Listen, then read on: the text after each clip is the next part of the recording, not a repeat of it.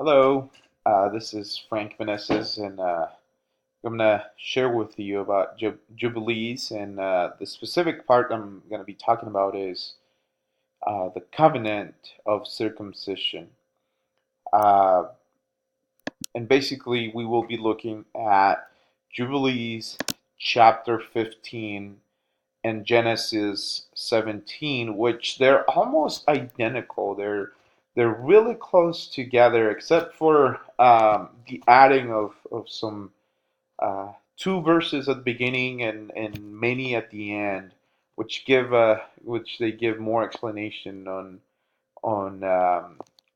on what the covenant the covenant of circumcision is.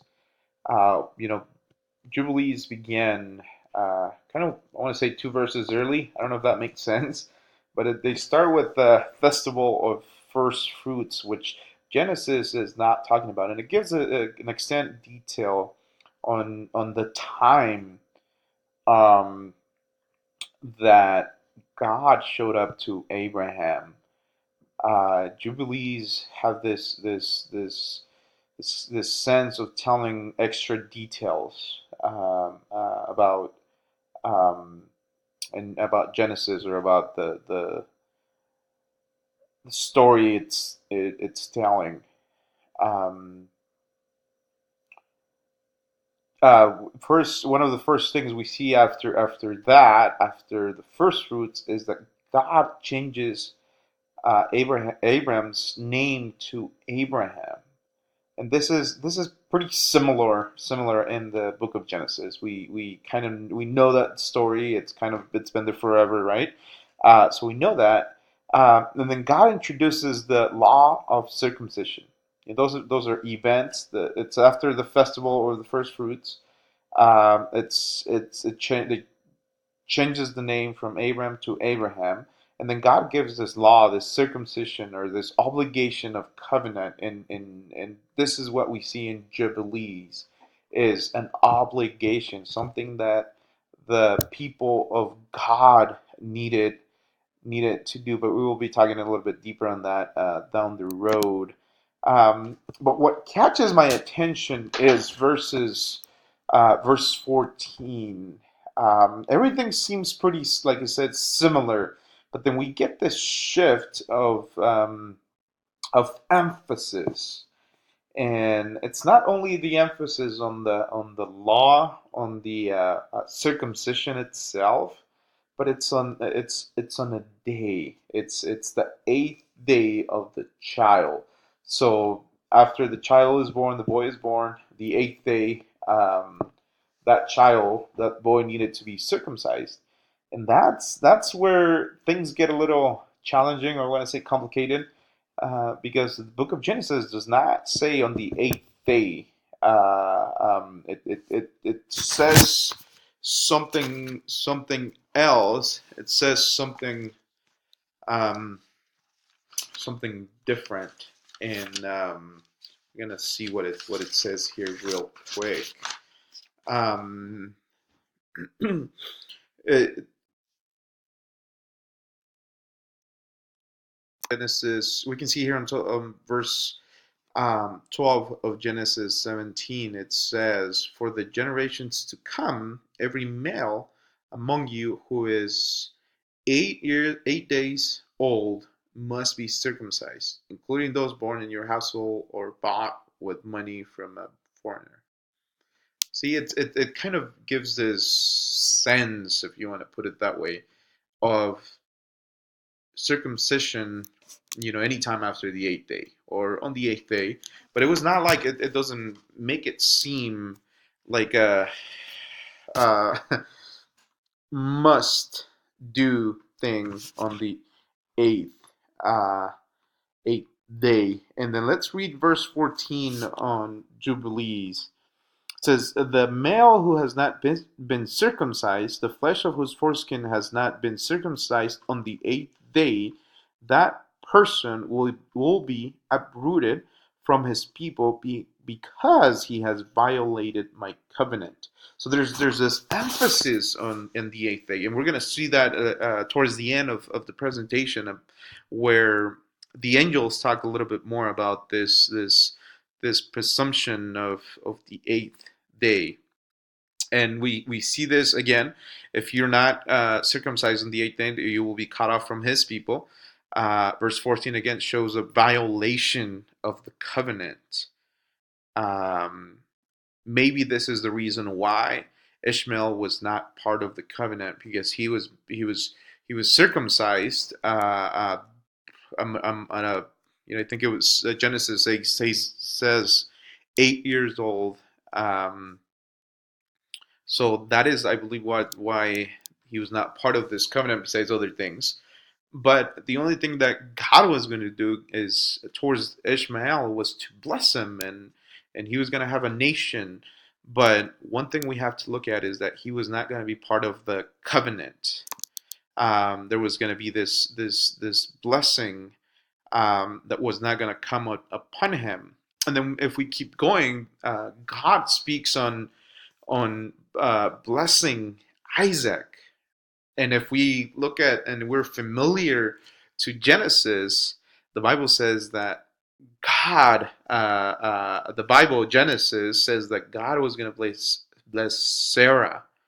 But in Jubilees, the blessing is on Isaac and not on Sarah. So there's this change, there's this shift of change on who God is going to bless, and that person is Isaac. And then then all of a sudden we see Abraham laughing, and this laugh is not about making fun of God or unbelief or anything, but it's just happy, a laugh of joy. He was happy, and in fact, it says that he was very very happy. Um, so there's this shift. There's this blessing on Isaac. There's this law, Abraham laughing, and then we see Isaac is the one God established his covenant with. It's Isaac, and it's not. And that's where everything kind of changes, and there's no covenant with Ishmael. And then we completely jump to what's the significance of circumcision. The significance of circumcision? First is the law is eternal. It says that it should be done forever. That was something that God wanted, and this is in Jubilees. Again, we go back to the eighth day, which Jubilees puts more emphasis on the eighth day. Um, if you were not circumcised on the eighth day, you were not part of God's people. Therefore, you were not part of the covenant. So that's a little, pretty strong words. A little bit different than Genesis. It's a bigger. It's something bigger, something major than just as reading Jubilees. Um,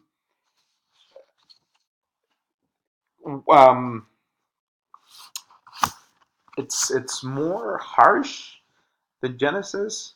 Kind of excluded takes people out of covenant or out of God's people. Those of Abraham's seed circumcised on the eighth day belong to the Lord and thus are members of the covenant. Those not circumcised on the eighth day belong to the people meant for destruction. In this context, one meets in the idea that circumcision is the sign of covenant. So there's this sign, the one not circumcised on the eighth day has violated the covenant on the Lord our God. And again, we see this in verse 26 of Jubilees. Um, I'm just a little curious, and I can probably go on that and just try to bring some other things into the table. But if we look at the New Testament, now we know that baptism has come to replace circumcision, but I can understand how the Jewish community, why they were thinking or having or wanting Gentiles to be circumcised. And we can see this in the book of Acts. We can see this in Philippians. We can definitely see this in Galatians, where Paul is rebuking all of those people that want Gentiles to be circumcised. And even in Philippians, Paul calls this people mutilators. Believe is Philippians 3, the first verses in Philippians. So there's this whole battle in the New Testament because people kind of understood this understanding of circumcision to be forever and an eternal covenant. And I think it was a little challenging for them not seeing people being circumcised and wanting to or becoming part of God's people.